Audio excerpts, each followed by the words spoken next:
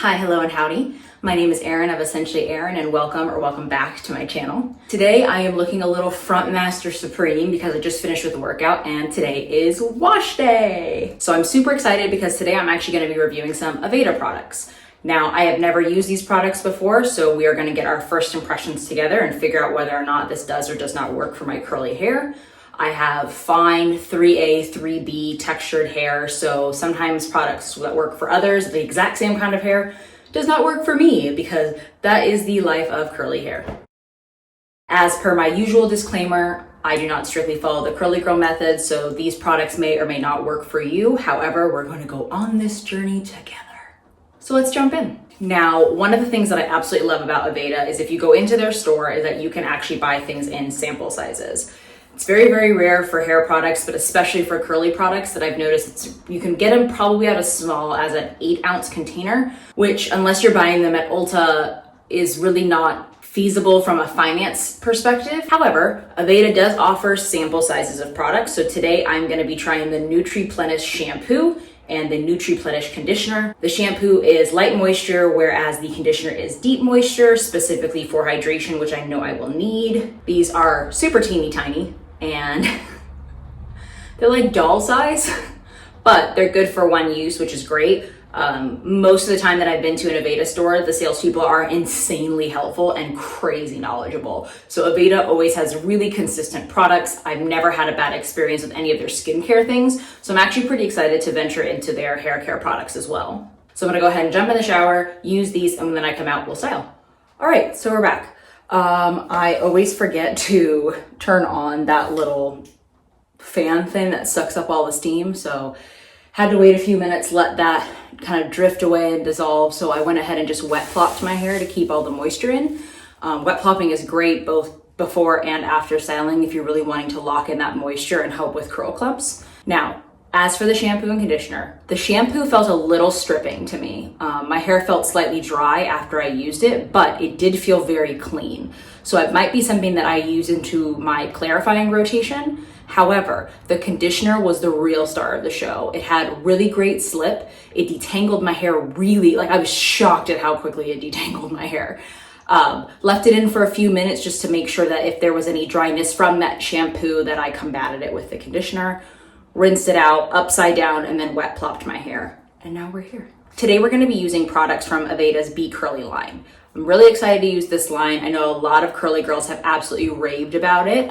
We're starting with the Be Curly Style Prep, which I know is a really good prep product. Obviously it has prep in the name. However, we're gonna be using this primarily as a leave-in. I'm really excited to try it because it actually does great for people that have colored hair, and I just recently colored and toned my hair. It has a lot of protein in it, so if you are protein sensitive, I might wanna have you lay off of this, but if you have recently colored your hair, this could be a really good product for you. Ooh, mama. All right. Ugh, feels like seaweed, which I know is great. Okay, so if your hair feels like seaweed whenever you're putting in products, it means it has got a good amount of moisture, which means it's going to absorb the product. All right, so let's start with just a little bit and see how we do.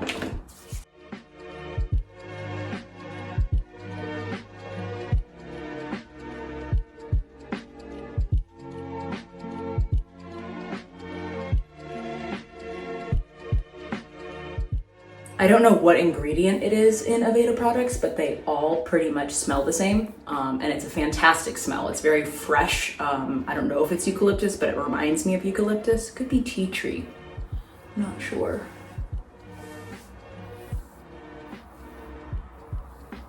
Now I am pulling this away from my roots because I want to kind of retain volume there.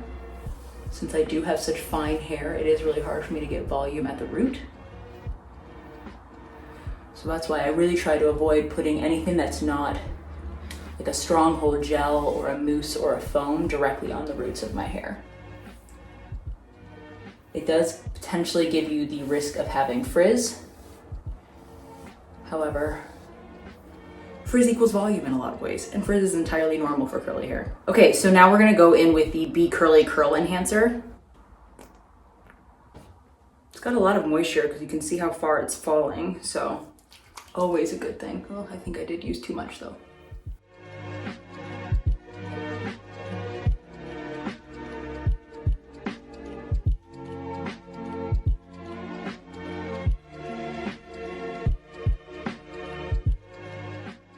Now I'm lightly dusting it on the crown of my head because I don't want that to get packed down, but I also don't want it to be like a random halo of frizz at the back of my head.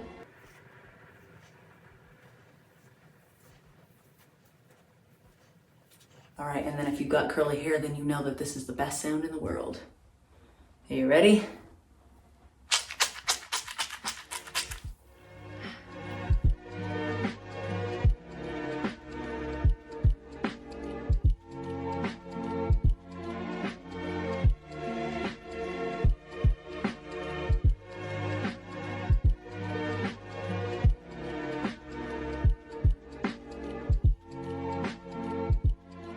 Now, this is normally where I would go in with some sort of holding product, so either a lightweight gel or a foam. However, there is no holding product for the B Curly line. So I really want to test to see how this works just on its own. So today I'm not going to use one. However, if it doesn't have the same kind of hold or I've got a lot of frizz, then I'll look to add something like a gel or a mousse or a foam into my routine.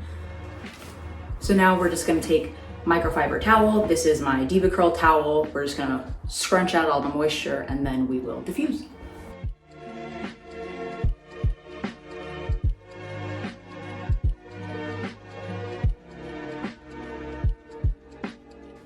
I hate that feeling when it's just wet hair on your neck.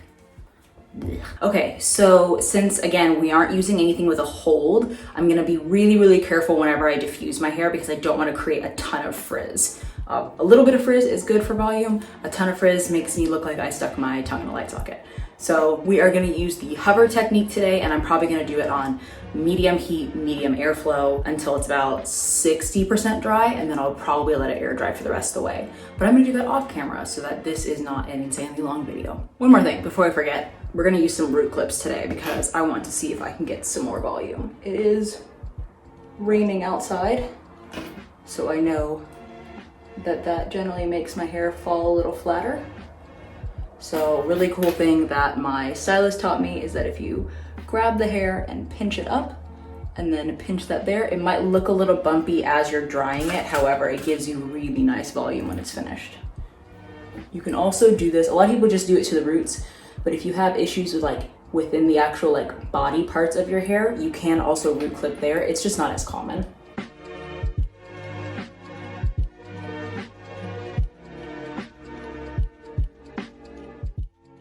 It's a really attractive look too. All the guys and girls go wild when I rock up looking like this. All right, now we're going to hover diffuse. But remember, these are metal. Do not let your diffuser or your hairdryer get too close or else it will hurt. Trust me. All right, so I would say it's about 50% dry. I am gonna stop diffusing now because I can start to tell that it's already getting a little fuzzy in some places without a gel or a mousse hold. So I'm gonna go ahead and stop, leave the root clips in and let it finish air drying, and then I'll come back and show you guys the results. All right, so it's been about 2 hours. So my hair is for the most part pretty dry now, but for the most part, I don't have a ton of frizz. Little fluffy on this side, which is always the case because this is my thinner side, but really good definition. My hair feels insanely soft. Yeah, so let's get these root clips out.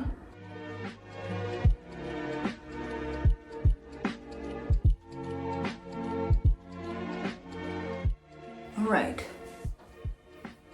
so I just lightly kind of scrunch in the root area to break up whatever kind of like semi-cast has formed with the clips. But there won't really be a cast because I didn't use a gel. And I think that's the only thing that I would change, is I would add some sort of hold product, just because I know the minute I go outside, especially with the rain starting, that I'm going to get very flat, potentially fluffy curls. Just gonna fluff a little with my hand, bring a little volume to the party.